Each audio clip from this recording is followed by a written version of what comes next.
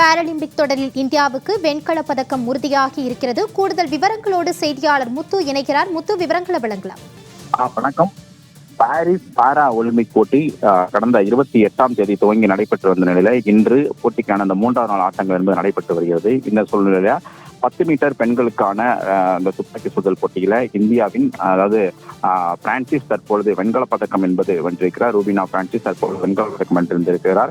குறிப்பாக இன்று நடைபெற்ற 10 மீட்டருக்கான அந்த துப்பாக்கி சுடுதல் போட்டியில் இந்தியாவின் பிரான்சிஸ் 3ஆம் இடம் பிடித்து, அதாவது இறுதிப் போட்டியில ஏற்கனவே நடைபெற்ற தகுதி சுற்றுப் போட்டியில் 5ஆம் இடம் பிடித்து இறுதிப் போட்டிக்கு முன்னெடுத்தார். இந்த நிலையில் தற்பொழுது இறுதிப் போட்டி என்பது நடைபெற்றது. இந்த இறுதிப் போட்டியில 211.1 புள்ளிகளை பெற்று தற்பொழுது 3ஆம் இடம் பிடித்து வெண்கலப் பதக்கம் வென்றிருக்கிறார். இதே போல மற்றொரு ஈரான் வீராங்கனை ஜவான் மாரிடி 236 புள்ளிகளை பெற்று தங்கப்பதக்கமும், துருக்கி வீராங்கனை 231.1 புள்ளிகளை பெற்று 2ஆம் இடம் பிடித்து வெள்ளிப் பதக்கத்தை வென்றிருக்கிறார். இதன் மூலம் நடப்பு ஒலிம்பிக் தொடரில் இந்தியாவுக்கு இந்த 5வது பதக்கம் என்பது கிடைத்திருக்கிறது.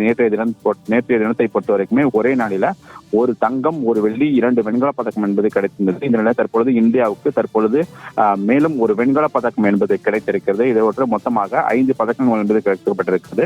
அது மட்டுமல்லாமல் இந்த 5 பதக்கத்துல துப்பாக்கி சுடுதல் போட்டியில் மட்டுமே இந்தியாவுக்கு கிடைக்கப்படும் 4வது பதக்கமாக பார்க்கப்படுகிறது. நேற்றைய தினத்தை பொறுத்த வரைக்குமே ஒரு வெள்ளி, ஒரு வெண்கலம், ஒரு தங்கம் என 3 பதக்கம் நேற்றைய தினத்தை வென்றது. தற்பொழுது மீண்டும் துப்பாக்கி சுடுதல் போட்டியில் ஒரு பதக்கம் என்பது வென்றிருக்கிறது. ஆக மொத்தம் இந்தியா பெற்றுள்ள 5 பதக்கங்களில் துப்பாக்கி சுடுதல் போட்டியில் மட்டுமே 4 பதக்கங்கள் வென்றுள்ளது என்பது குறிப்பிடத்தக்க ஒன்றாகும். முத்துக்குமார், கூடுதல் விவரங்களுக்கு நன்றி.